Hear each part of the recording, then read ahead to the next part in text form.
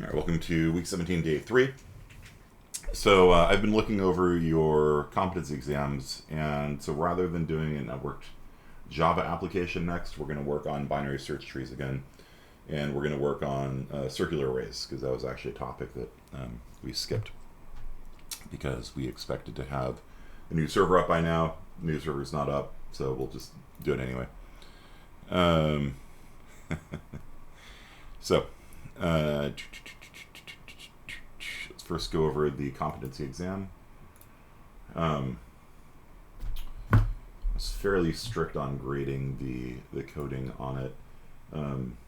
If you did a recursive algorithm where like the return values weren't being passed back up properly, then that would be wrong. It's important to get recursive algorithms correct. All right. Let's see.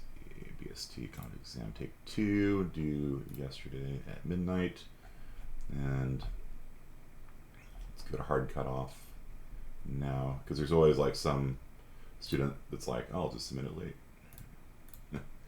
Nope. after the answers have been given, I'll submit it late. All right. So the multiple choice was a little bit tricky, I guess, but it's really testing your conceptual knowledge of these things. So let me pull up OneNote and we can kind of go through this.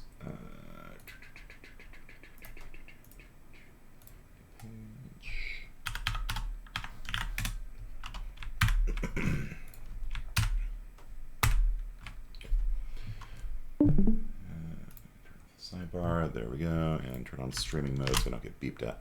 Okay, so if we have the numbers 1 through 10 into an unbalanced BST and a balanced BST, the unbalanced BST, if you put the numbers 1 through 10 in that order, the unbalanced BST is going to look like a linked list. Basically, it's going to have the number 1, the insert the number 2, the insert the number 3, the insert the number 4, and you've basically created a linked list with more steps. Whereas if you put this into a balanced BST, then it'll end up looking something like this: 5, 3, 1, 4, maybe a 2 over here somewhere. It doesn't exactly matter where. But 1 is definitely not going to be the root, because it'll be rotated out. When you have a balanced BST, the balanced BST will, maybe an 8, 10, like that. We'll rotate the nodes to make them all balanced. So, in terms of big O, which one is the unbalanced tree faster for? Searching for the number 1, because 1 is the root. And so, what you've done is you've created a linked list, and searching for the first element of a linked list is just an order 1 operation. With a balanced binary search tree, it's a log n operation. So,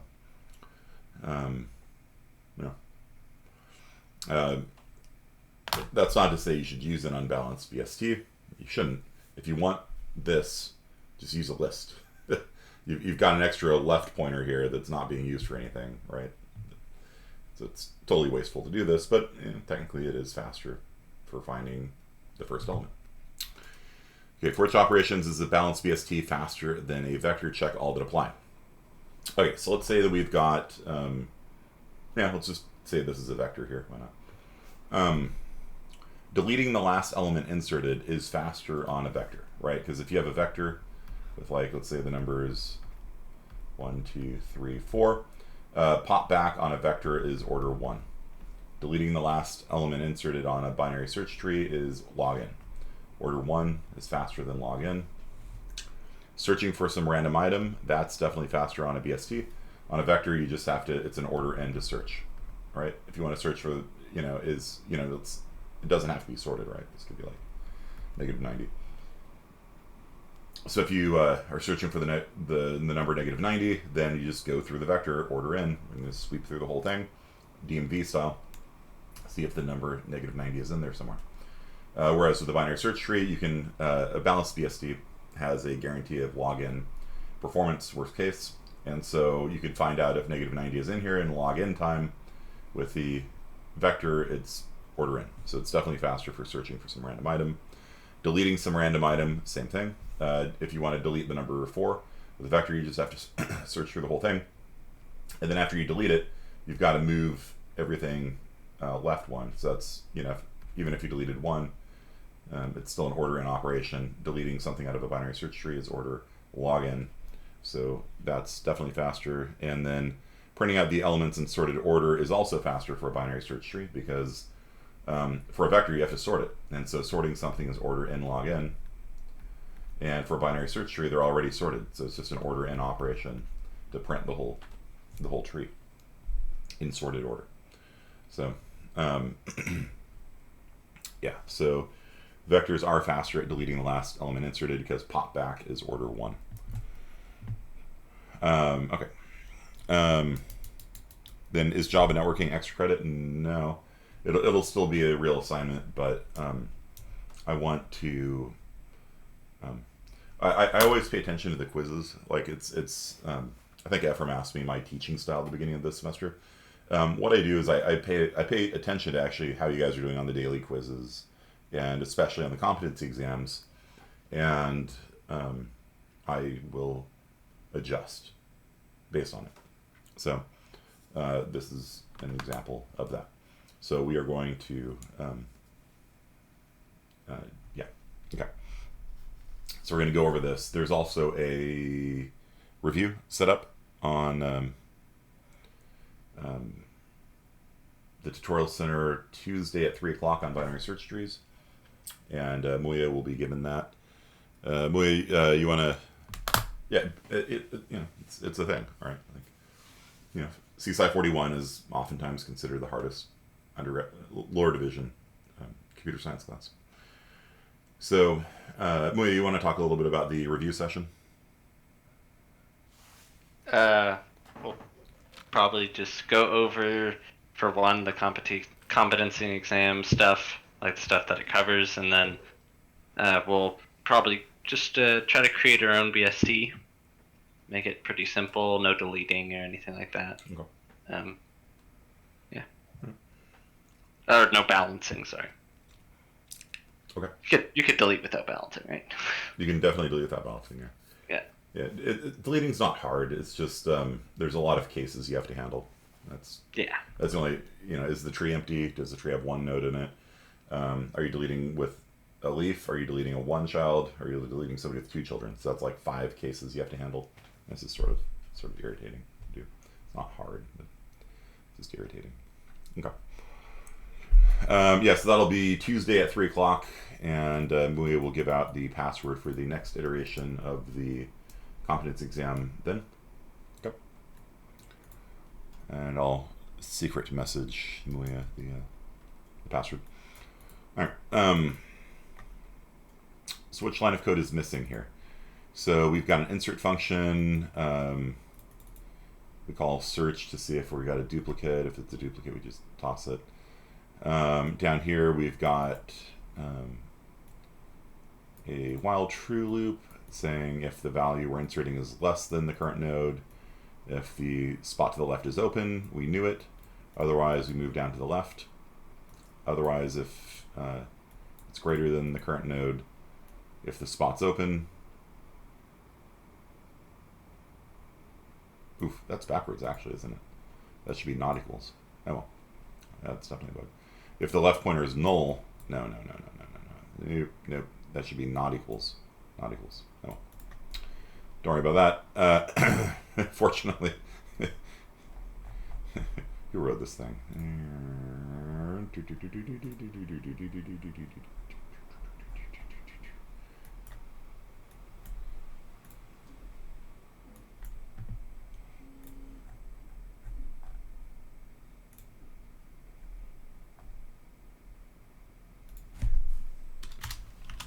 If the left pointer is not null, we move down to the left. If the right pointer is not null, we move down to the right. Otherwise, we knew them. Okay. Fortunately, most people got this right because this part actually didn't matter at all. The obvious thing here is what line goes here. And so the first thing you should always check for, right, is like, is root null, right? Because if we're going to be starting at root, then none of this would work if root was null, right? You couldn't insert into it because if root was null and you didn't have this code here, it would try dereferencing a null pointer. Zoom in a little bit for you guys. Like if we didn't have this code block here, and we start off with temp equal to root, and root was null, then immediately we would dereference a null pointer. That, you can't do an arrow on a null pointer. That is an instant seg fault. And so, if temp was null. So, yeah. So what we're doing up here is checking to see if root is null. So if root is null, then root is equal to a new node, and we return. And, right, save that.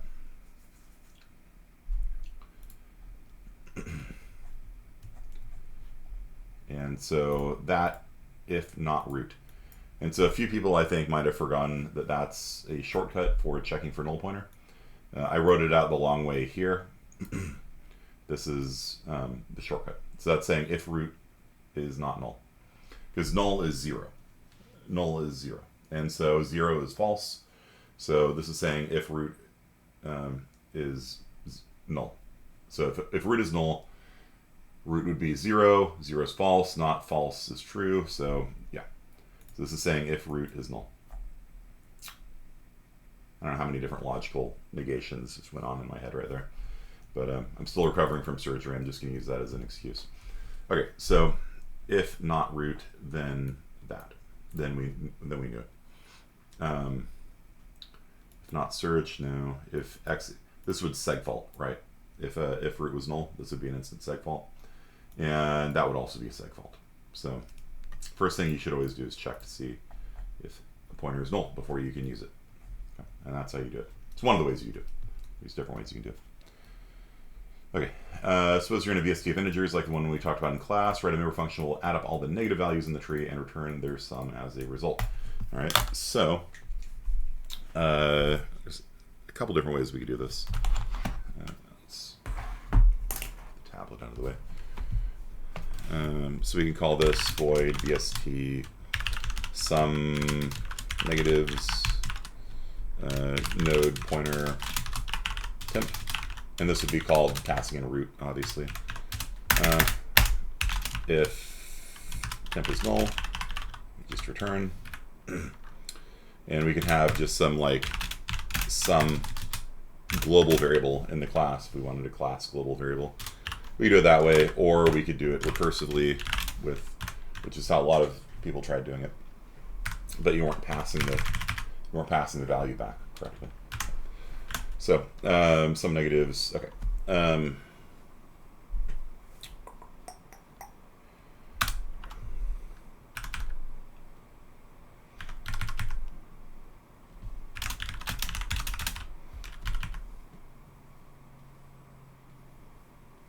Let's see.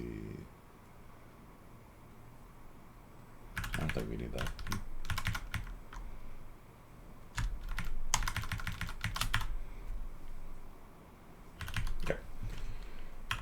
So we will simply say return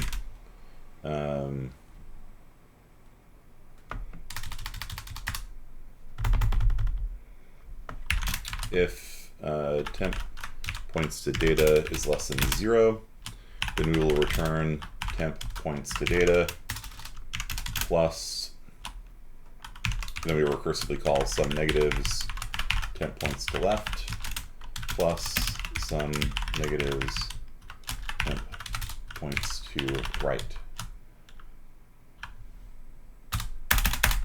Otherwise we just return, let's see, else return some negatives of temp points to left. And that should do it. So what's going to happen is it's going to iterate across the entire tree, and for any value that is less than 0, it will return a value equal to its value plus the sum of all negative numbers in the left tree, excuse me, plus the sum of all negative numbers in the right tree. If the current node value is greater than or equal to 0, then it returns the sum of all numbers in the left tree. I could put in the sum of all numbers to the right tree. Wouldn't hurt anything, but right, if I'm currently at 10, everybody in the right subtree is bigger than 10, right? So technically you don't need to do that. That's an optimization a few of you guys discovered. It doesn't affect the correctness of the program, so if you'd put in some negatives, temp points to right, if you've done... If you'd done that, that would be fine too. It just wouldn't do anything. It'd always be 0. Okay. And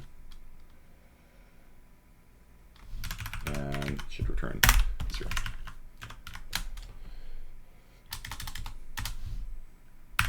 Yeah. So if we're a leaf node, we return 0.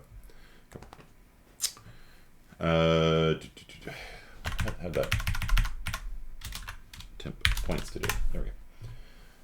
So return 10 points to data. So if our value is like -5, we're going to return -5 plus recursive call to the left subtree, recursive call to the right subtree. So whatever those things add up to, they get added in and get returned and passed back up. And so let's see what that looks like in OneNote.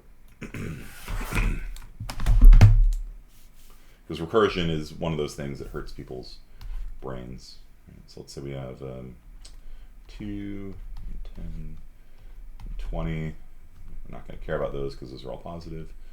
We've got 0.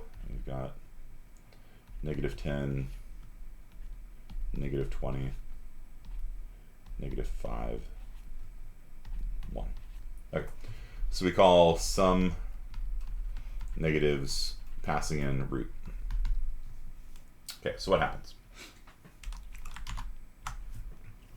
Root gets passed in here. Is root null? Nope. So we move on. If it was null, then it would just return 0. The sum of all negatives would be 0. Seems correct to me. Okay, so if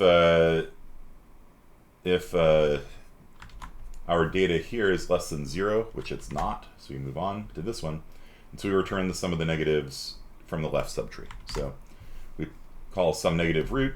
It goes, all right, well, recursively subcall to here. We're now on node 0. Is it null? Nope. Is its value less than 0? Nope. So we recursively subcall to the left subtree again. So we're now going to recursively subcall to here. So we're now calling subnegatives, passing in a pointer to this fellow here. And the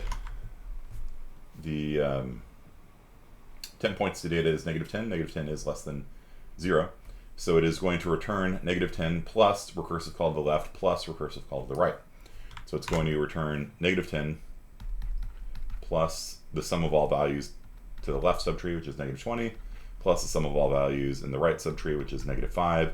And so this is going to return -35, and it passes -35 back up. And then this one, which said return the sum of all people to the left of me, is going to return that value, -35, and root is going to say return the sum of all people to the left of me is -35, and so -35 gets passed back up. So one of the biggest problems is that people weren't actually recursively passing the values back up. When you do recursion, you not only iterate down, but you have to return the values of the sub calls. So you have to return the value of the sub computation. A lot of people were just doing this. And then that doesn't pass the return value back up. You have to return the return value from the sub computation.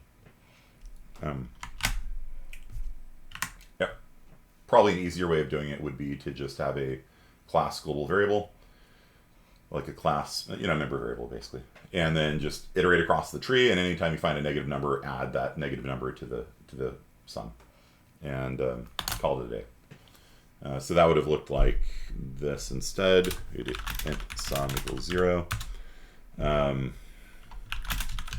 bst sum.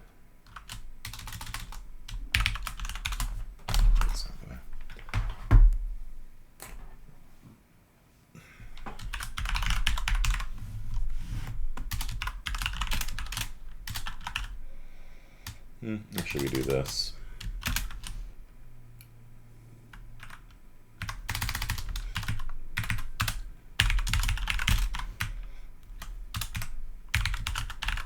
And if the recursion hurt your brain, you're doing it right. Recursion is one of those things where the only way you can really understand recursion is to understand recursion. Right?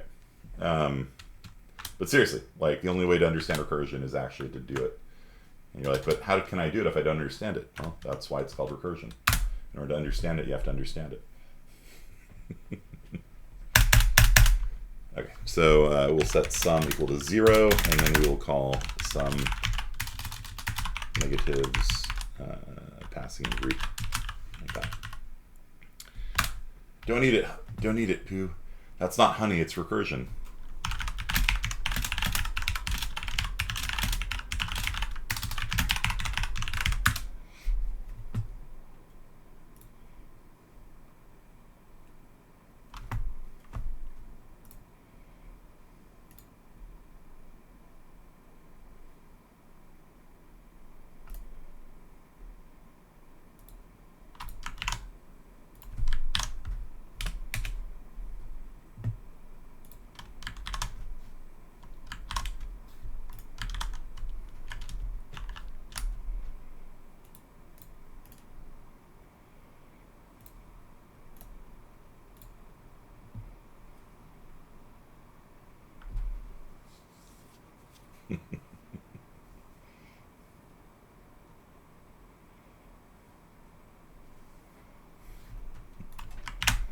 You're talking with Walker about what?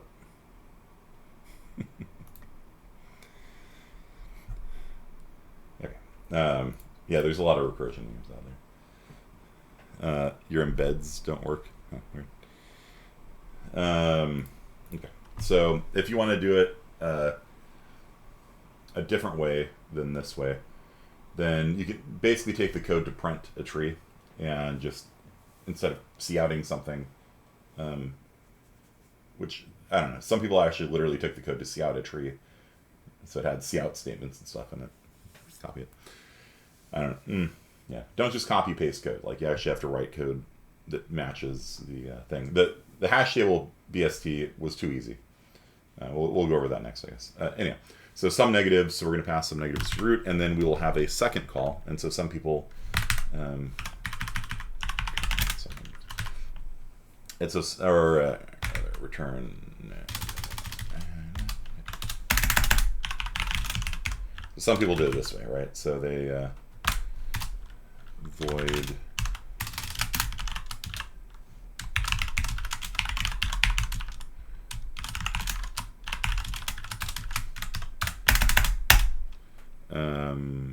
if not temp, return if temp points to data is less than 0, sum plus equals temp points to data. So it's going to say if our current node that we're processing has a value less than 0, add it to the sum.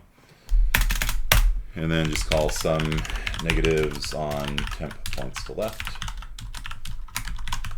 And sum negatives on temp points to right. And that's maybe an easier, less brain melting way of doing it. So basically, let's see if I can make this bigger. Can I make you bigger? No, no, no, no, no. Yeah, there we go. Okay, so what's happening here is we create a class global variable. It's just a member variable for the class, and we initialize it to 0 every time before we do the computation, and then we would probably make this function here private just so that it couldn't be called from outside. This would be public. This would be private. It doesn't matter for the quiz. And so you pass in root, and so it begins at the root. Is root null? If it is, it returns. If not, if its value is less than 0, it adds it to the sum, and then it just recursively calls to the left and right. And so this might be an easier way of understanding it for you guys. It's essentially doing the same thing. It's just written out a little differently, structured a little differently. It hurt your brain a bit. To understand recursion, you need to recursively understand recursion, while recursively understanding recursion. Yeah, exactly. But in order to understand that, you have to understand recursion first. Yeah, it's one of those things, and it affects every computer science major. So if you don't, if it like caused smoke to come out of your ears, like, it's normal. It is. So Like everyone goes through a moment of like, you know, how the hell does that work? You know, because this looks deceptively simple, right? Like, sum up everybody to the left of me, you know, add my value to the sum, and sum up everybody to the right of me. It doesn't actually matter what order you do this in here. For printing the tree, it matters, because it'll change what order the things come out. But, yeah, for this one it doesn't. And, yeah, it almost feels like magic at times, right? But if you trace the flow of it like this, then, you know, you come in here, root's not invalid, its data is not less than 0, so it doesn't add to the sum. It then recursively calls sum negatives to the left. It's, you know, doesn't add anything in, so recursively calls to the left. That's going to add -10 in. Recursively calls to the left. That's going to add -20 in. Recursively calls to the left. That's null, so it returns. Recursively calls to the right. That's null, it returns. Comes back up. Recursively calls to the right. Adds -5 to the sum. Recursively calls to the left. Null. Recursively calls to the right. Null. Return. You know, and so it'll eventually iterate over every node in the tree, and everybody who has a node less than 0, they contribute their value to the accumulated total. So this pattern here is the pattern to iterate over a binary search tree. Okay. If the node you're given is null, just nope. Otherwise, call the left subtree, call the right subtree, and then somewhere inside of there, you're actually going to do the meat of the computation. And so you could put it here if you wanted, if it makes you happy. Somewhere inside of there, you're actually going to do the meat of the computation. But that pattern of this, that is your classic binary search tree traversal, right? Like, do you guys remember for linked lists how there's like a pattern for linked lists? Like starting at root, temp equals root, as long as temp is not null, temp equals temp points to next. That's your basic pattern for iterating across a linked list. For a binary search tree, this is your basic pattern for traversing a big complicated tree, and it goes up and it goes down and it goes left, it goes right, you know, and it's big and complicated, and it's 3 lines of code. Okay.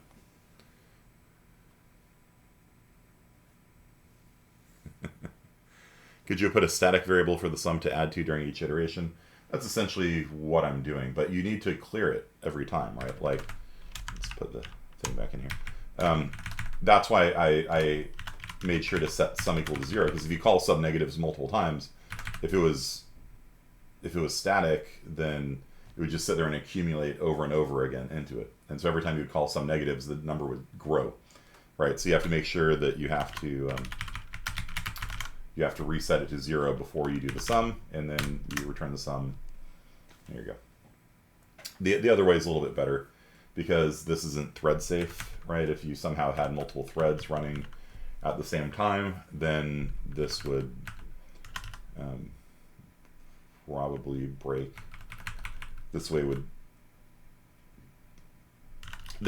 work fine if you have multiple threads, because each thread has its own stack, and it's basically using the stack to pass the values up and down the stack. And so this would be thread safe. This one is not thread safe, because they'd both be reading and writing to this variable here. And so if you were to do this in Java, there's a keyword called synchronized, like that. And in Java you can do this. C++ you can't. But in Java you can do that, and then only one thread could be in this function at a time. It's a mutex automatically. So when you call sum negatives, it would the thread would acquire the lock on it, and then start doing the computation. And then if another thread tries coming in and doing the sum negatives, it'll block, and it'll wait for the first guy to finish. Once the first guy finishes, then the second thread acquires the lock, and it continues on. It's like that mutex thread lock thing that I showed you. It's just built into the language, though, which is pretty nice. And Java also has data structures that are synchronized and made for concurrent reading and writing to, and stuff like that. And we'll probably look at that next week when you actually get the Java quiz show assignment. Okay. Yeah. Any questions about this? maybe, let's see, what else could we do with the binary search trees? Take 3 will be up next Wednesday. Let's see. Have we done all 4 of the linked lists by now, I think? Linked list. Take 4. Yeah, so we're done with linked lists. Classes are done. CSI 41 is done. Alright, so we need hash tables.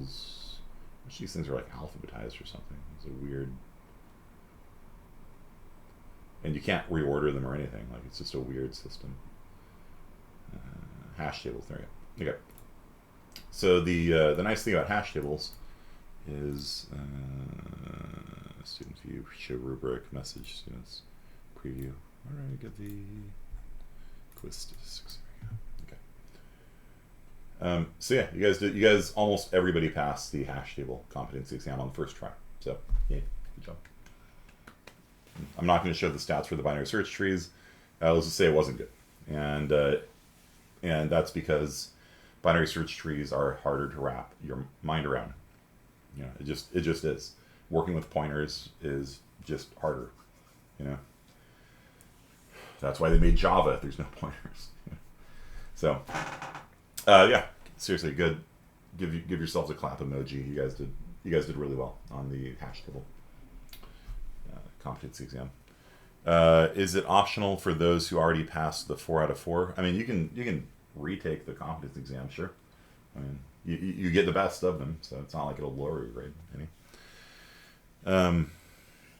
Okay, so let's go through this real fast. Suppose we have an empty hash table size 10. We're going to insert the number 42 into it. Which bucket does it go into? So using the standard, hashing algorithm that we've been talking about in class, you take the number. In this case, the key and the value are the same thing, 42. The key 42 gets modulus by 10. You get 2, so it goes into bucket 2. So, yeah, if it's an empty hash table, it's going to go into bucket 2, right? There's no collisions or anything like that. All right. Suppose we have a hash table size 10. We've already inserted 11, 22, and 33. So slot 1 is taken, slot 2 is taken, slot 3 is taken. Okay, we're doing linear probing, not chaining, right? And I think if the people that got it wrong mostly gave answers for chaining, like the every bucket, and with chaining, every bucket has a linked list or a binary search tree coming out of it.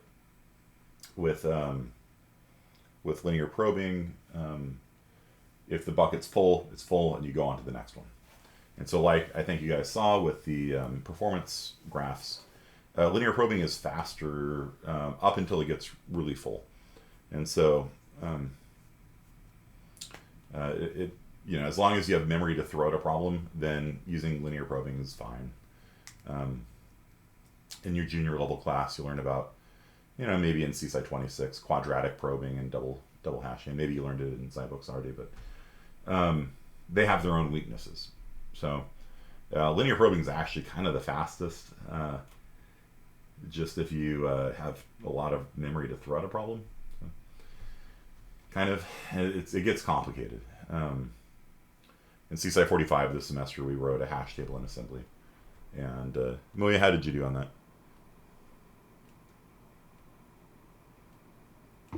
The hashed assignment? Yeah. Yeah, it was fine. Performance-wise, how did you do performance-wise? Oh, it was really hard to beat the C compiler, I think. Yeah. Yeah, I was able to beat it, but It was pretty rough.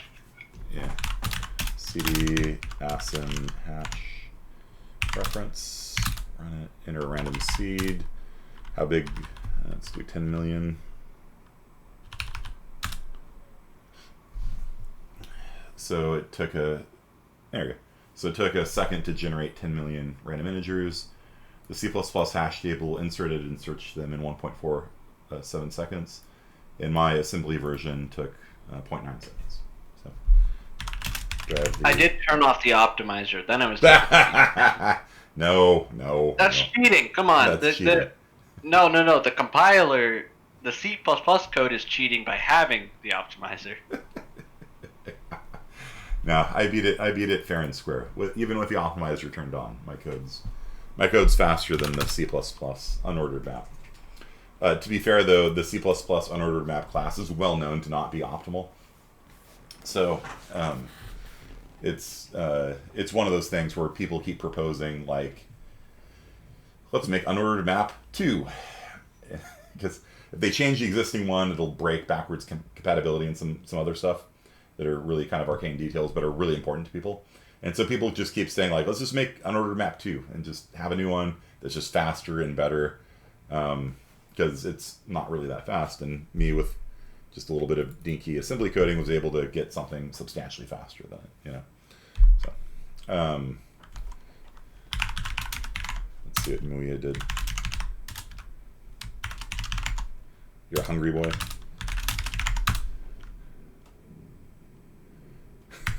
So he turned off. He turned off 03. Disabled C++ cheating. Is there going to be a trilogy? I don't know. All right, so run this. Random seed 10,000 million. So you can see that with the optimizer turned off, even generating the random integers, you guys see the difference in time there? Like -03 is, like I've had students joke they're going to tattoo it on their shoulder so they don't forget it, right? Because you can see just generating the random numbers, like it's like 3 times slower, right? That's a 300% difference in speed. It's huge. It's really huge. So the optimizer is really important. So Muya defeated the compiler by using the compiler to defeat the compiler. So he reduced his C++ runtime to 3 seconds, and then his code was faster after that. On their shoulder, do you not wear shirts and code in front of mirrors? No, just roll it up and be like, 03. Boom. So his code is correct, but not quite fast enough to defeat the default implementation. Okay. So so we've got bucket 1, bucket 2, bucket 3 filled up. If we're going to insert 42, that would normally go into bucket 2. Bucket 2 is full, so it checks bucket 3. Bucket 3 is full, so it checks bucket 4. Bucket 4 is available, so it goes into bucket 4. Suppose we have a hash table of size 10. We've already inserted into bucket 1, 2, and 3. We're going to insert it into number 42 with chaining. So what bucket will go into? It'll go into 2. With chaining, it always just goes into the bucket that's originally assigned, and it uses a data structure inside of that bucket. It's like a tree growing out of a bucket. Yeah, that works. You have a tree growing out of a bucket, and so everybody that hashes to 2 go into the 2 bucket, and then a binary tree will grow out of it. Or it grows downwards, I guess. Because in computer science, trees grow downwards for some reason. Okay. Yeah, okay. So, yeah, most people got that as well. A few people just got linear probing and chaining confused, I think. And then a few people, I don't know, just got it wrong. Okay, so finally, we have a class that does hashing linear probing. Write a function that takes an integer x as a parameter. So it's a search, write hash search. And most people who got it right just copied and pasted code from the homework assignment, which was not really what I wanted, but mea culpa. It's my fault for giving you guys a coding assignment that you could copy and paste code on. So, you know, fair is fair. People that tried coding it themselves, a lot of them screwed up by not following that. And so a lot of people wrote code that looked like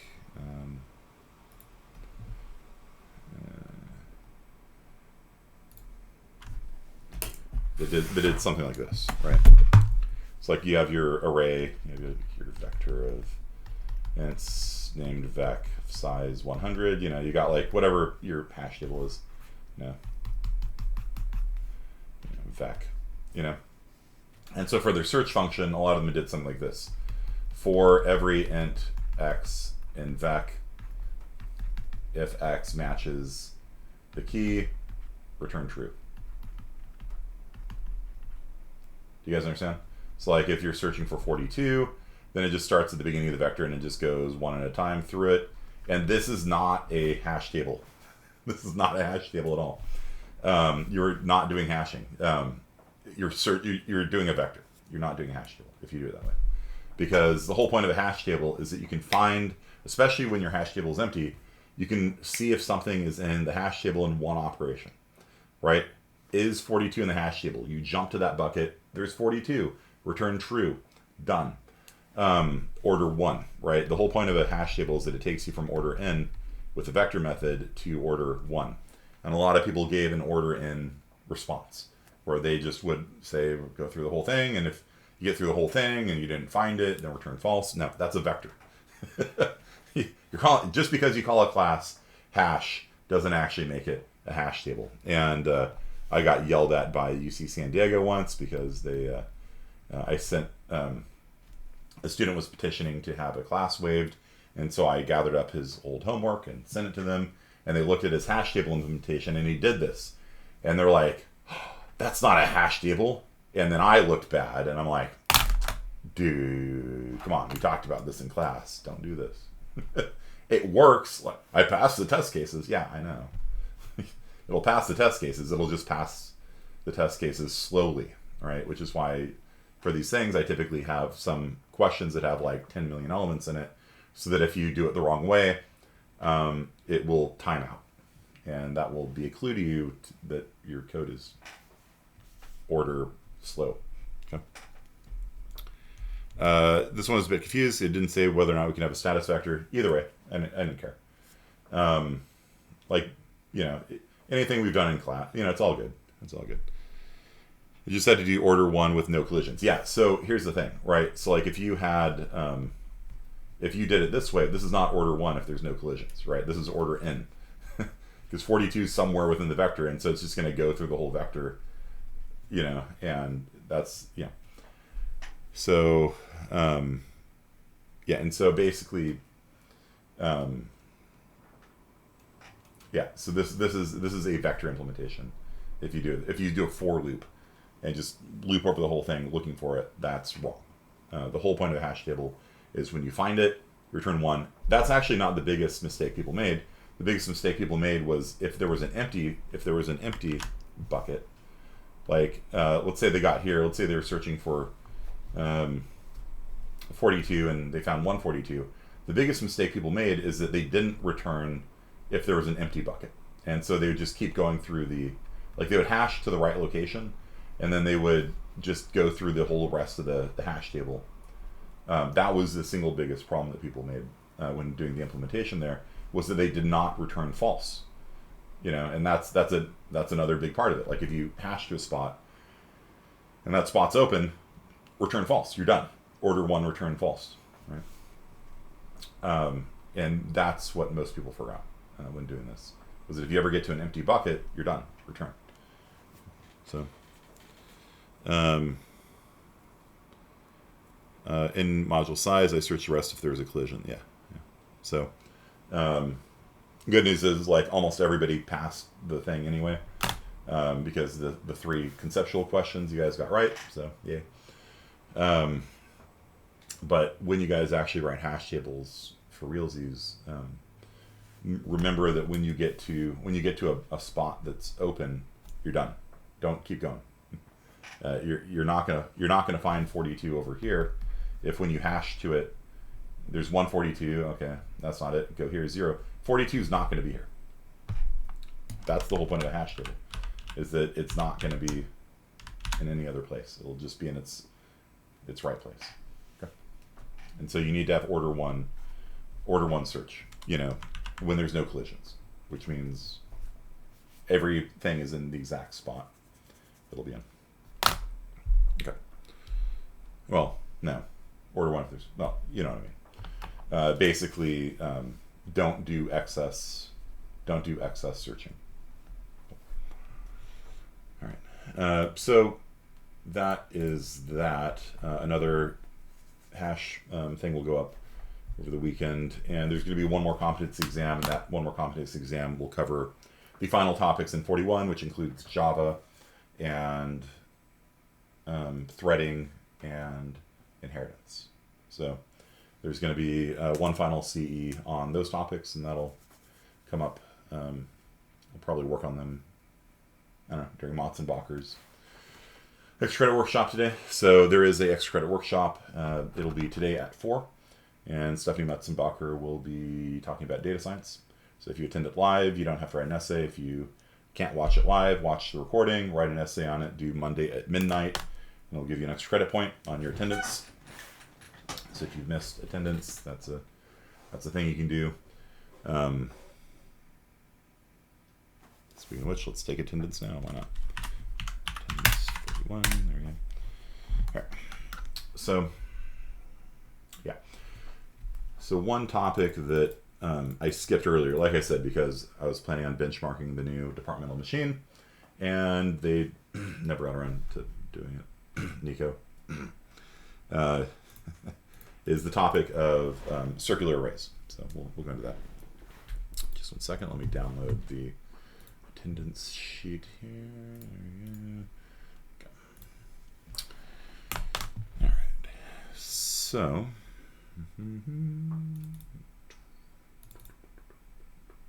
Queues. Going back to queues. Huh? What? Yeah. Queues. Okay, so queues. So you're like, wait, what? These are like really easy, right? You insert into them, you pop out of them, and we didn't even do a competency exam on them because they're too damn easy, right? Yeah. Mm-hmm. So that said, there is a there is kind of a clever solution for implementing a queue, right?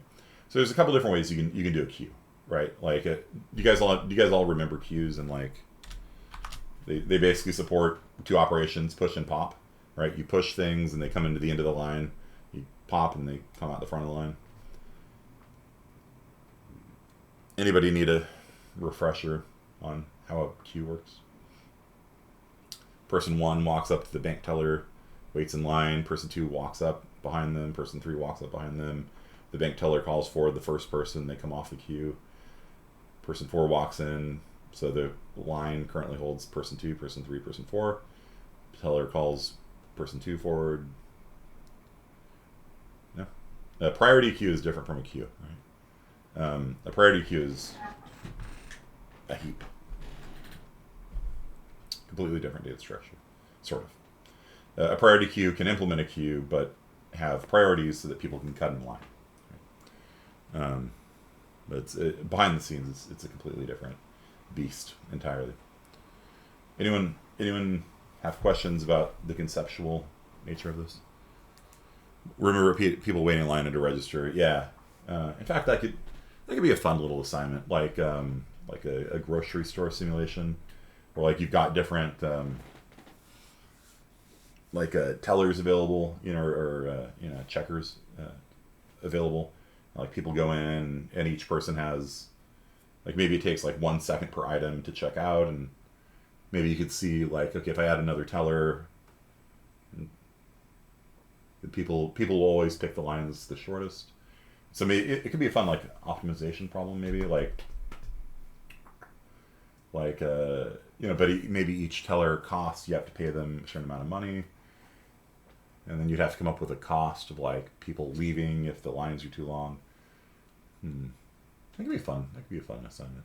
And just simulating different queues and people checking out a grocery store, things like that.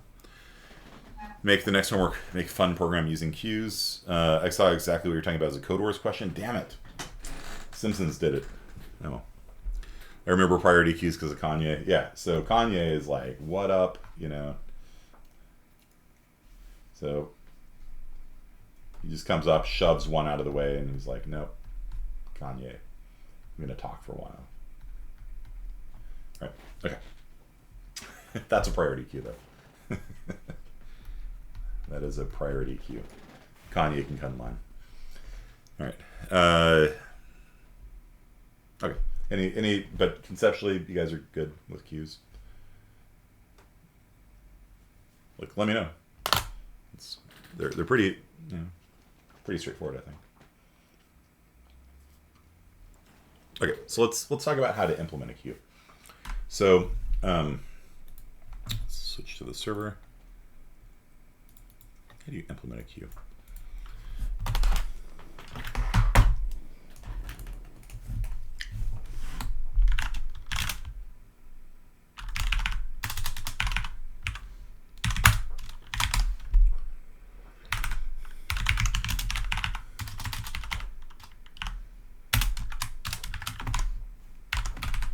Do you guys see how I write that, by the way?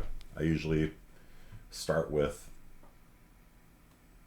the open bracket, the closed bracket, and the semicolon. Because what happens if you try just writing it top to bottom is that you're going to get like 100 lines in and forget that you need a curly brace and a semicolon at the end. And so I do my coding like making a burger or a sandwich. Do the bun, and then I do the meat later. Okay. And then I'll come in here and say template class key. So we're going to have a templated queue class that can be queue of anything. Okay. Best implementation is definitely vector. No. Yeah. Okay. So we're going to have a queue class, and then, oops, what was that?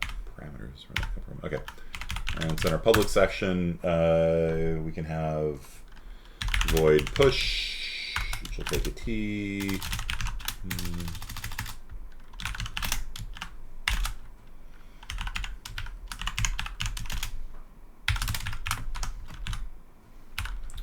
And we can have a pop.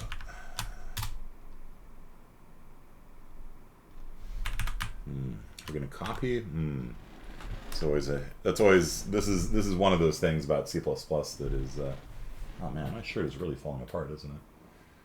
Do you guys ever have any of those like favorite T-shirts that you just don't want to throw away? You know, that makes you happy. This is one of them. I've had this shirt for a long time. It's a pirate T-shirt. I picked it up in Big Bear when I was hiking in the mountains, and you can't even see the pirate on it anymore. Everything's faded away. No. Maybe it's time. Look at that. Jeez. It's getting pretty bad. Yeah, so are we going to take it by value, which will do a copy, or are we going to take it by reference?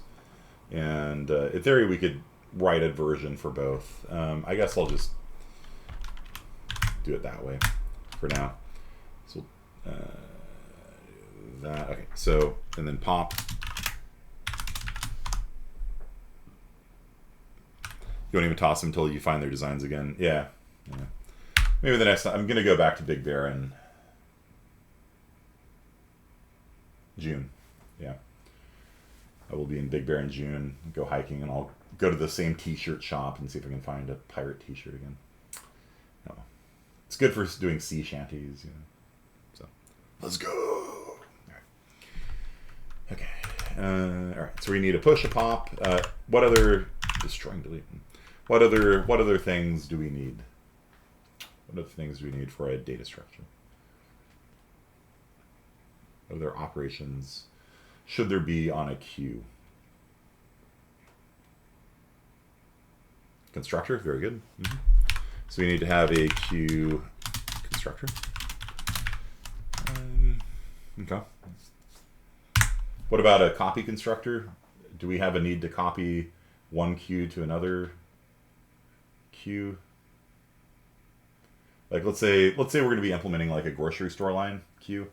Does it make any sense to copy all of the people in a grocery store line to another grocery store line? Yeah.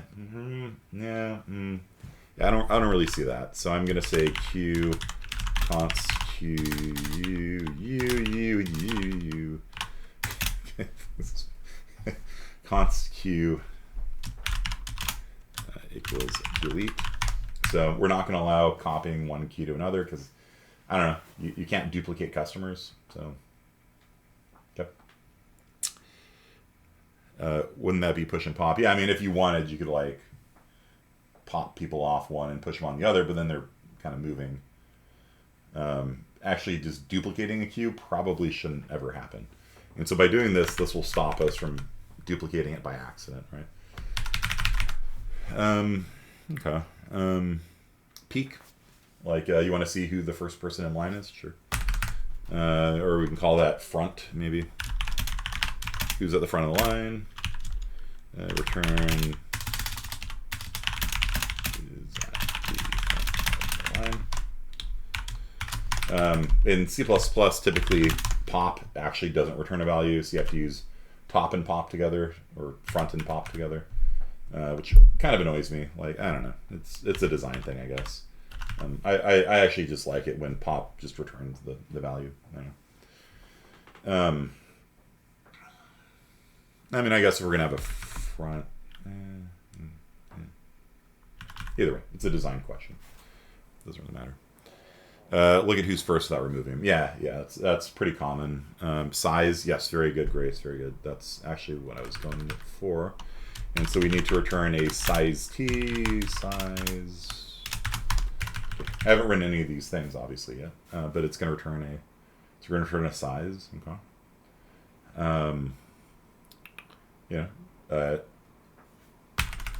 Related to that, bool empty.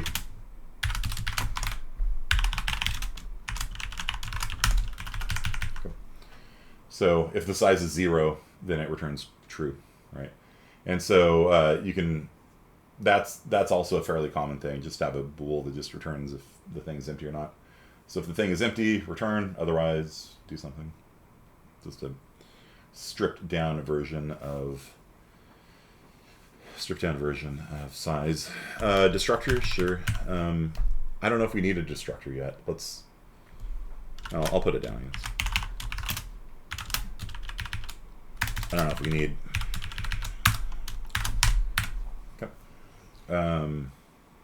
Depends how we're going to be implementing the cube. All right.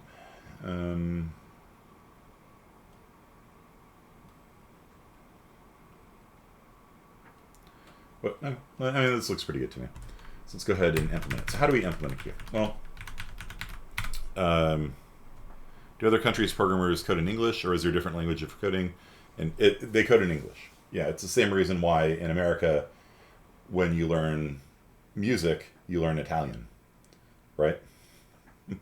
Fortissimo, piano, like forte, the whatever language invented a thing, that's the language that people use.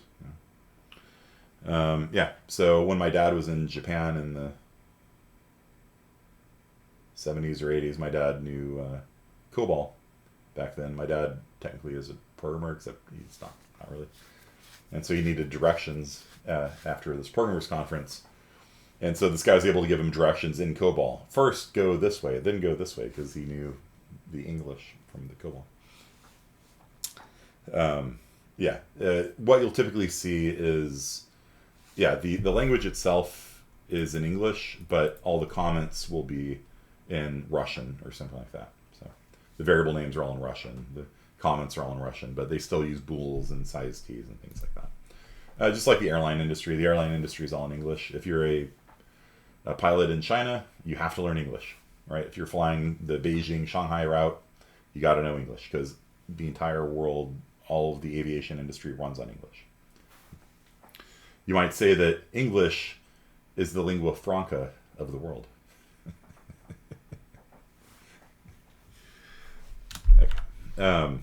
Lingua franca is a common tongue, right? Because France used to be the common tongue for diplomacy. English now, yeah. Okay, okay. Yeah, like passports. Passports are typically have a page in French, right? Because France, was the big player in international diplomacy, and so when you have a passport, there's typically a French page on it, or at least there used to be, because it was the lingua franca of the world. Everybody in diplomacy spoke French. So English speakers have it easiest learning to code, yeah. Mm-hmm. And I've thought about teaching coding in Japan, just to live out my weeb dreams, get to live in anime. No, not at all. Japan, by the way, is only bears passing resemblance to how it's portrayed in animes.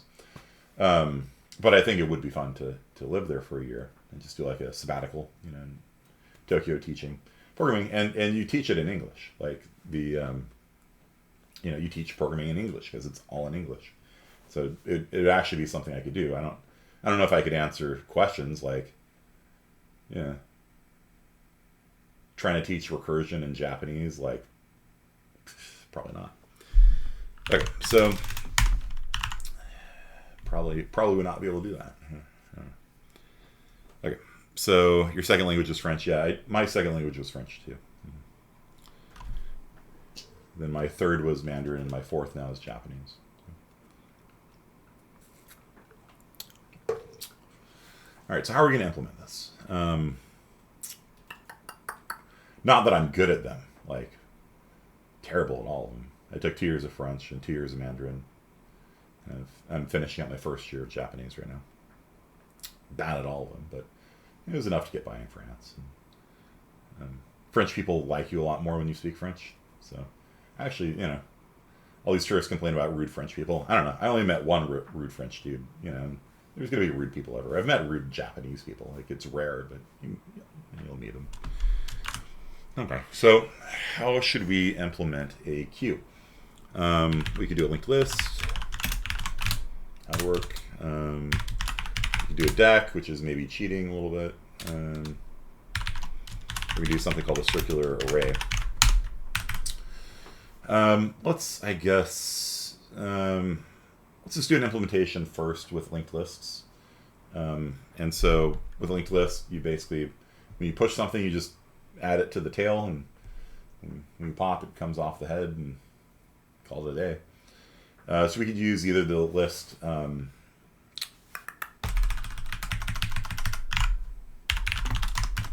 just use list if you want, or we could write our own. I don't know. What do you guys feel like? You're fluent in 4, learning 5th. Nice, very nice. Yeah, languages are fun. I'm terrible at them, which is why I do them, right? Because I always, whenever I'm like, man, I'm bad at something. Like that always irks me. It's like, I'm bad at art, so I took an art class. Write our own? Okay, sure. All right, let's do this. Okay, so we are going to have a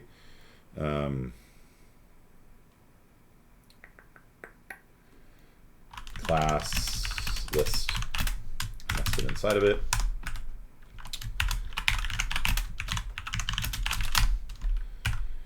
You know what? I can probably get away with not doing that. Let's see here.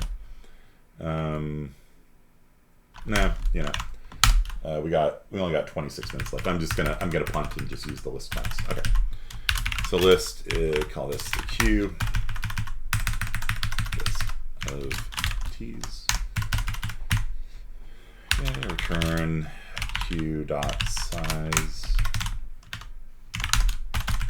Push, we'll call queue dot push back the data. We're just punting on this. I'm not gonna push.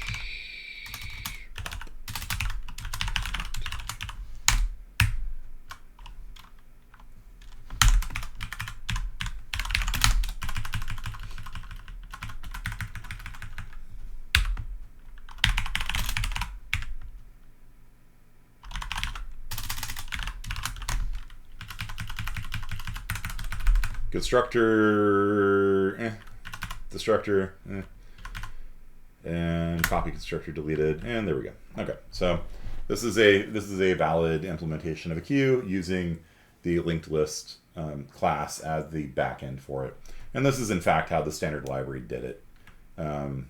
They can either use linked list or the deck class as the backend,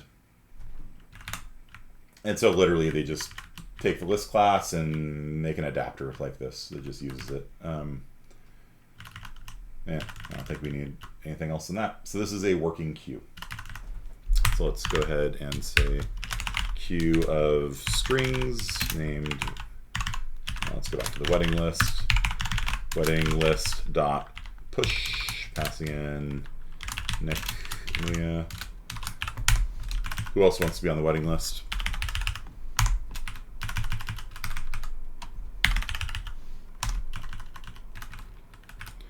State of California considers you fluent if you can pass the AP test. Oh, really? Because that's only... Oh, no, wait, no. AP test is like 3rd year. Yeah. Yeah. Wolf. All right.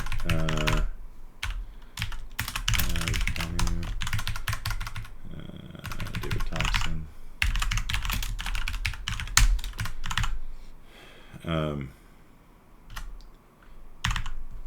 So I might... I know I've looked at the AP test for Chinese before, for Mandarin. I might be able to pass that one. It's been a while since I've studied it. I'd probably have to brush up on it. But technically I took 5 semesters of it, so yeah, that was all right. I was speaking about the level of a kindergartner. So then we can say while wedding list dot empty.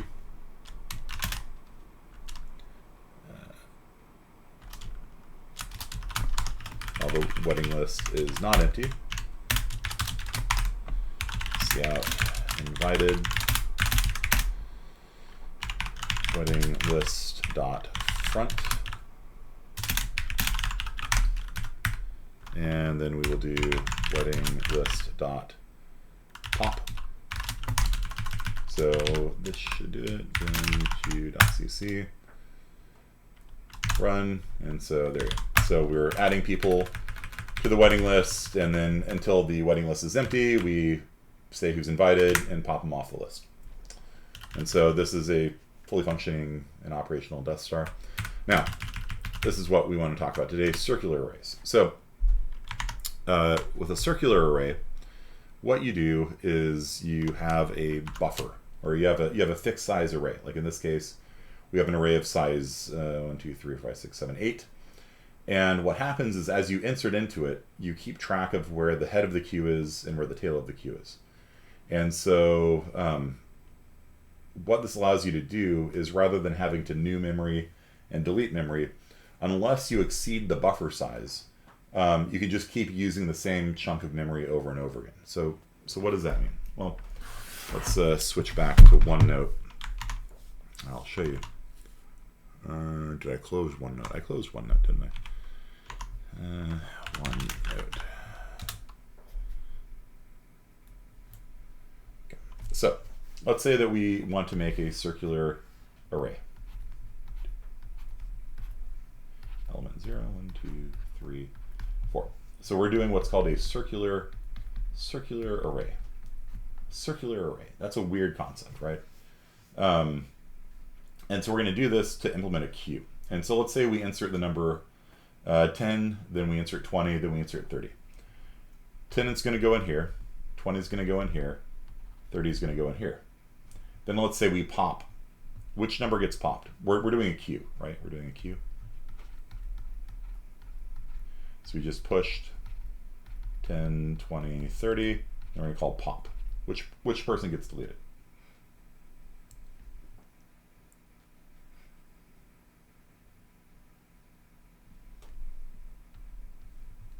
10.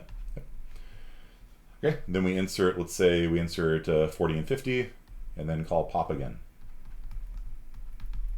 What gets deleted now?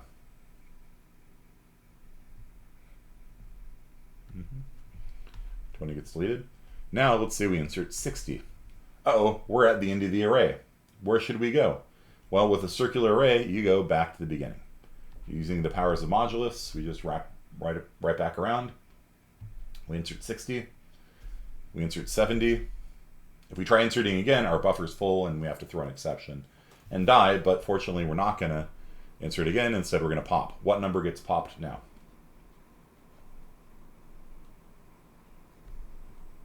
30. Yeah. So how do you implement this? Well, it's pretty simple. You have a int called head, and head is currently at 1, and you've got or would that be tail? That's head. Yeah. And then you have tail, which holds the number 3. And so you just basically have a 2 ints. You have an array, just an array. Like it doesn't even have to be a vector or anything. It's just an array. And you just have two ints holding where the head of the queue is and where the tail of the queue is. And if you pop, let's say we pop, 40 is going to come off, right? So you return 40, and you change tail to B4. That's it.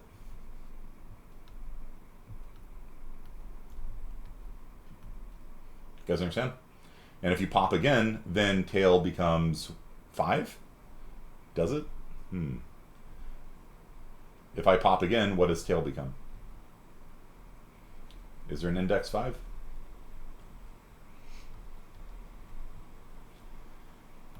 Tail is equal to tail plus 1 modulus the size.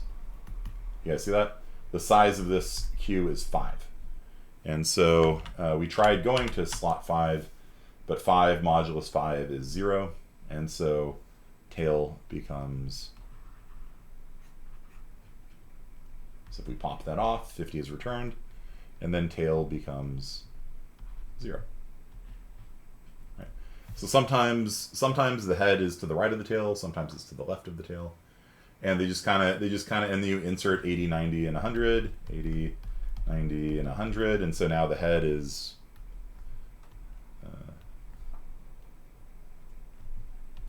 now 4. That. You guys understand? Like they just go around and around, right? That's why it's called a circular array. And this is used all the time. For example, in a network card. A network card typically has a fixed sized buffer of like, a megabyte or something, who knows. And as data comes in, the head advances, and as the operating system is like, oh, there's data available, it starts reading it out, it reads off.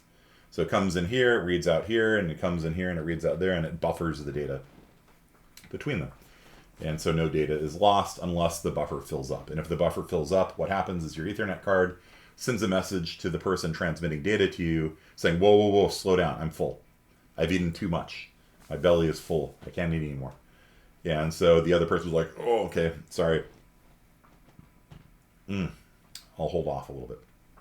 And then once the operating system digests some of that food, frees up some spot in the buffer, then it'll send a message like, all right, give me more data.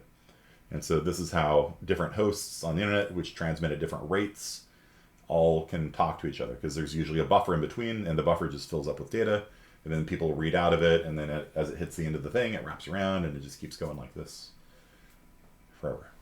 And that's a circular array.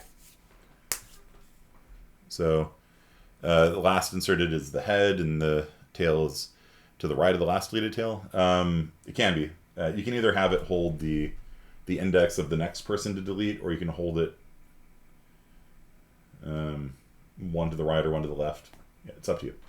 It's kind of like when you're doing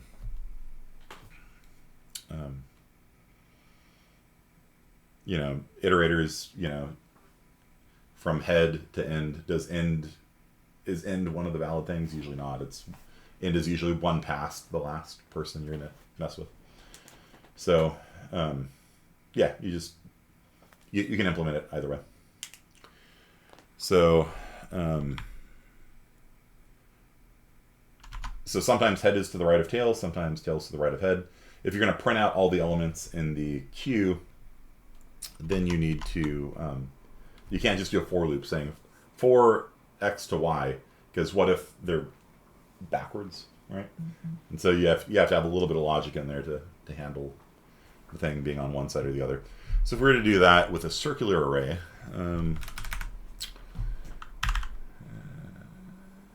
let's see, we can have like int cost size t size is 100 or something. I don't know. Int array size. Let's see, yeah, it doesn't like that. We need make it a pointer. Now we're going to need a destructor. It's new int square bracket size. Or we could make that a templated parameter.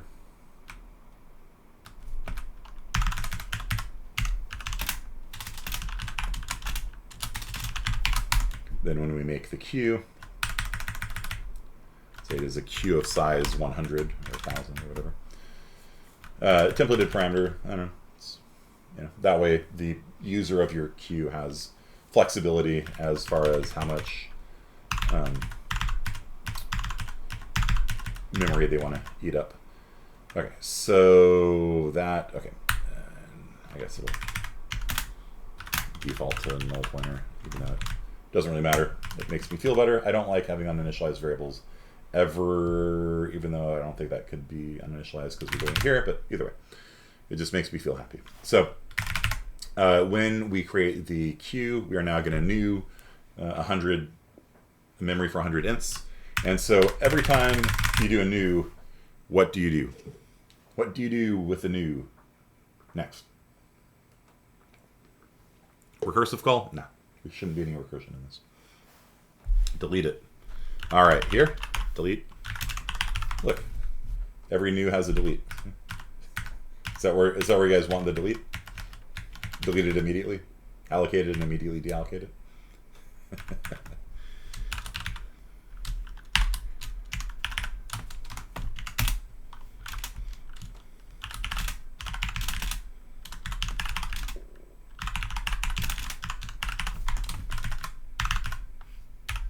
And that's why I have this question mark here, is because depending on your implementation of the queue class, you might need it, you might not. Depends how much you're doing manually. Okay, so yeah, that looks good. Now we're not going to leak memory, and everything looks happy to me. Okay, so then we're going to need to have a size t head 0 and tail equals 0. So we'll start off with that, and then the size would be return. How do we do the size? Head minus tail. Does that work? Does that work?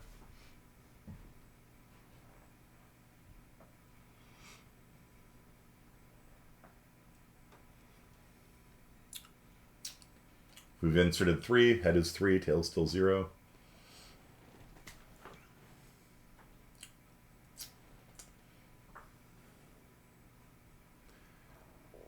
No, size, this is the maximum capacity. That's the maximum capacity of the queue. It's not how many people are currently in the queue. Yeah. Well, if head was 4 and tail was 3, you'd get size 1, which is correct. Or something like that. I don't know. Depends if we have an off by 1 error in there. It's possible. Yeah, we're just going to start off with head at 0 and tail equals 0. So maybe head is the next place we're going to insert into, and tail is the place we're going to delete from. Okay. And so if we insert into slot 0, then head is now pointed at 1. And then 1 minus 0 would be 1.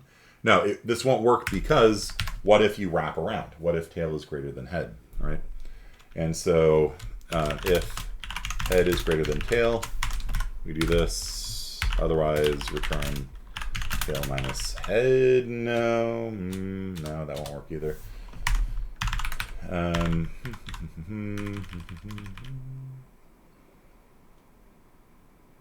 are we going to do this? What if head was 0 and tail was 4, right? How do we do that? Absolute value. Can you do an absolute value on unsigned integers? If you subtract 2 unsigned integers from each other, you don't get -2. You get, you know, in this case, I don't know, very close to the maximum value of a 64-bit number. You have to be very careful when doing subtraction with unsigned integers. That's one of the reasons why Java doesn't have unsigned integers. It's because if you screw them up, like, you know, all hell breaks loose. Like a demon portal opens up on Mars. You know, you have to send in the Doom guy to go clean it up. So if head is less than tail, let's see here. Let's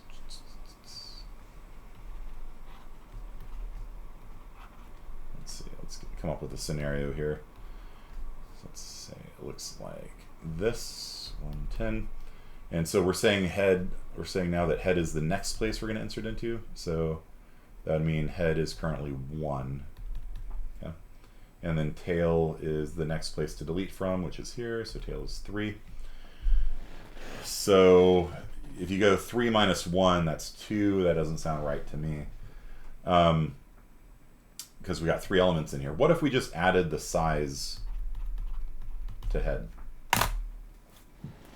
The size of the array to head. How does that work? How does that work? 1 plus size is 6. 6 minus 3 is 3. Hey, that looks like the right answer. Okay. So, if head is less than tail, then return head plus size. Technically, the parentheses are not needed, but, you know, makes me feel good. Otherwise, return head minus tail. And so that is how you can compute how many elements are in a circular array.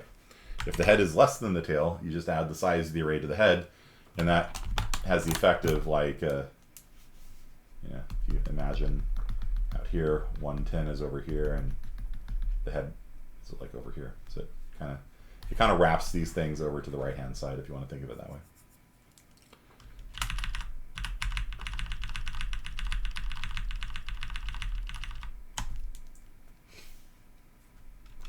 What if you use pointers to find the size? We don't really have pointers here. We just have indices. These guys are kind of like pointers, except they're just like the index of, they're just like the index into the array, which is kind of a pointer. It's not holding raw memory addresses, but, you know, an array index is kind of like a pointer, if you kind of think of it, right? Because you're like, I'm talking about memory address 0. I'm talking about memory address 1. It just is relative to the starting point of a array. Yeah. It's an offset from a base. Okay, so for empty, I think we shouldn't have deleted that. Return size equals 0. Return not size. There we go. So for push, head is going to be the place we're going to write into next. So we're going to say, oh, the other thing we need to check for is we are not full, right? So how do we check to see if we are full? There's no room at the end, right? Like that was the problem, you know, Jesus had, right? Like it was Christmas vacation, you know, so there's no room anywhere. It's a joke. No, it's good. What is Christmas? So how do you check to see if the queue is full? Okay. If the number of elements we have is equal to the size, the max size of the queue, then we will throw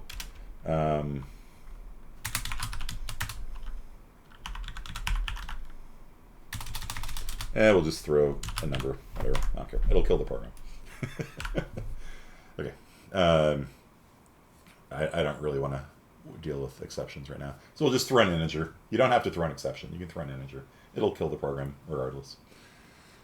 Okay, so now we've handled that. So we know there's room in there. So the next spot we're going to write into is this one. Array head is equal to new data.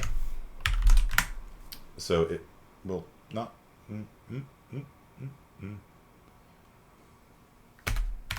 Assigning from int. Is it an int?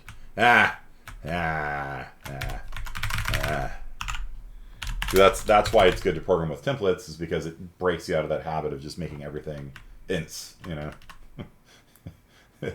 We're making a binary search tree of ints. We're making a hash table of ints. You know, when you work with templates, it snaps you out of that mindset. Okay. So we're going to copy new data into that spot, and then we just increment head is equal to head plus 1. Is that good enough, or do we need to do something else? So the next spot we're going to insert into is 1 to the right. There's one more thing that I need to do there. So do you guys understand here? Like if we just inserted here at spot 4, if head was 4, could we make head 5? Is 5 a valid option for head? Modulus, yes. So head is equal to head plus 1, modulus by the size of the table. And there we go. We got push. And then for pop, what safety check, what sanity check do we have to do for pop? What could go horribly awry with a pop? A Popeye. What should we check for before we do a pop? Empty queue, nothing there. Check if empty first. Yes, very good. So if empty, right? If empty, then we will throw an integer, because I don't want to go to the effort of doing exceptions. We got 3 minutes left in class, so we'll do that. Your homework assignment, by the way, is going to be benchmarking queues similar to what you did for the hash table assignment. You're going to implement a queue class 3 different ways, and you're going to see which one's fastest. Okay. So, like I said, I'm going to hold off on the Java networking thing. Yeah, because I think you guys getting more experience with pointers and things like that is going to help. And this is based on the competency exams. So, okay. If it's empty, we throw an exception, pop. Okay, so we are going to just advance tail, I guess, right? Tail is equal to tail plus 1 modulus size.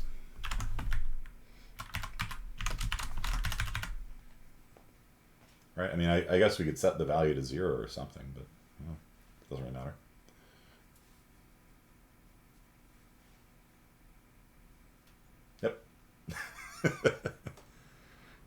Does it also mean no extra credit Python project? No. It'll still be the extra credit Python project. Why not?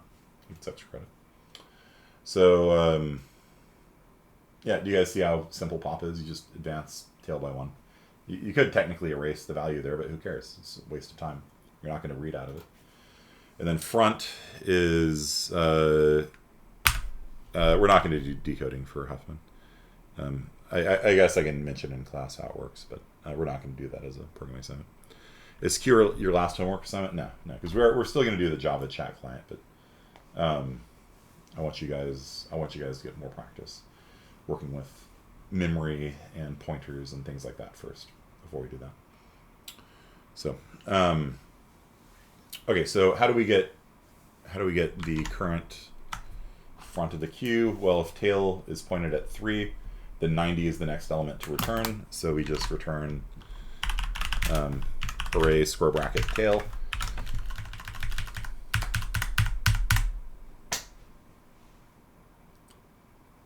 All right, let's give it a shot. Let's see if this works.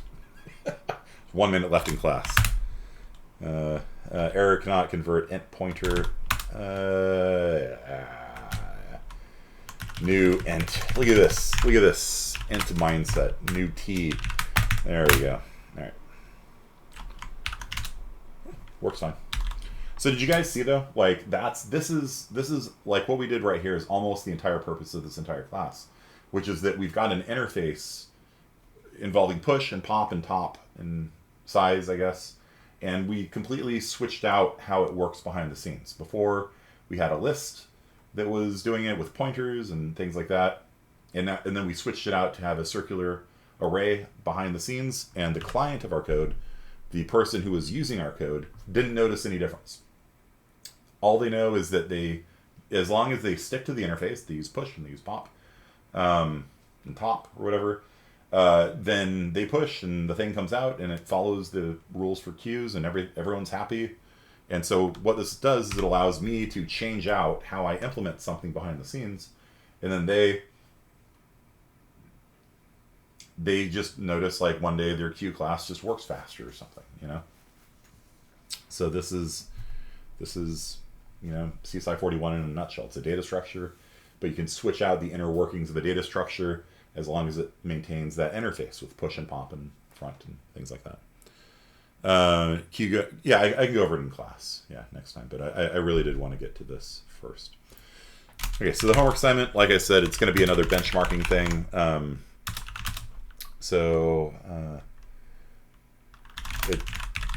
From a coding perspective, then q.h, you have to implement the q class 3 different ways. And you can use the list class, the vector class, write your own circular array, write your own linked list, do it your own way. And so basically what you're going to do is you're going to have this interface here, push and pop and size, and search, that's a little weird, remove, and you're going to just benchmark it and see which one's faster. So just pick any 3 ways of implementing the Q class, and then just test it and see which one's faster. Who's faster, doing it with linked lists or circular arrays? I don't know. You're going to tell me. Okay. And so, technically, do you guys feel confident in being able to write the Q class 3 different ways? Like in class today, I showed you doing it using a list and a circular array, and so you can write your own linked list class with like pointers and stuff like that, which I kind of want you to do, just so you get more experience with pointers and stuff. Or you can use the deck class, I guess. I don't know. Yeah, and then you're just going to benchmark it. So same as before, you're just going to write a little essay saying, here's my timing for circular arrays, inserting, searching, whatever. And here's my thing for deleting, and so you're just gonna, this is CSI 41 in a nutshell. You're just gonna implement a data structure 3 different ways and see which one's fastest. And it'll be due on Wednesday of next week. It shouldn't be too hard, because I've already given you the answer, I think. So I think there's maybe a input tester for correctness.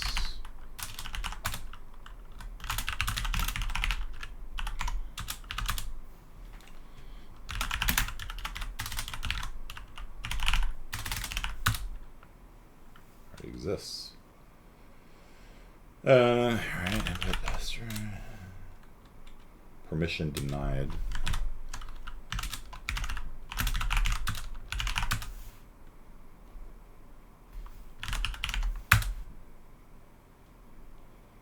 Yep, there's an input tester, so side 41 cube, and so that's your next homework assignment, and then the final homework assignment will be doing this multi-threaded chat Java thing. I've been kind of going back and forth on it, but I do want you guys actually doing this one first based on those competency exam results. Okay. Do we still have lectures next week? Yeah. Next week's week 18, and then after that is finals week. There's nothing during finals week. I think I misspoke last time. Next week is the last week of instruction. The week after that is finals week. There's no classes during finals week, just competency exams. Okay. When is the Java assignment? Should make the chat networkable. I'm sort of been toying around with the Java assignment, but I want you guys doing this one first. Okay. All right. Okay, so that is it for today. Any questions?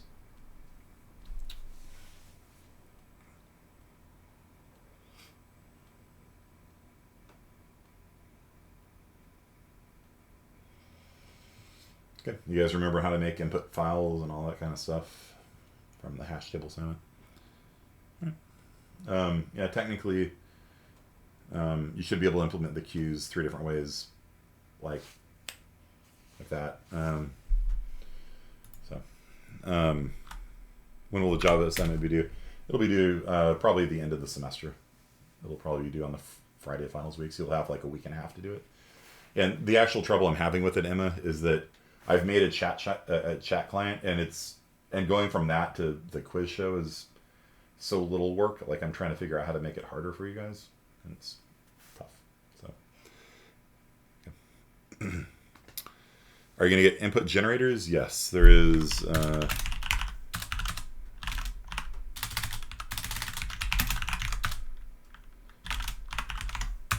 There is an example input generator here.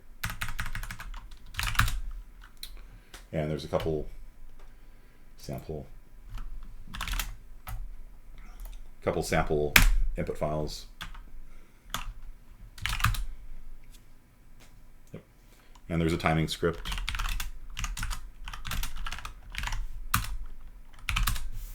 So if it's not executable, then you're gonna have to run that command.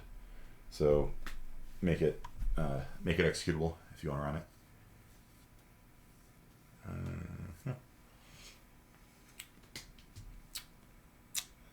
Yep, it's just like the hashing, probing, and chaining. You probably just use the code from that too if you want. All right, so that's it for today, guys. Thank you very much, and have a great weekend.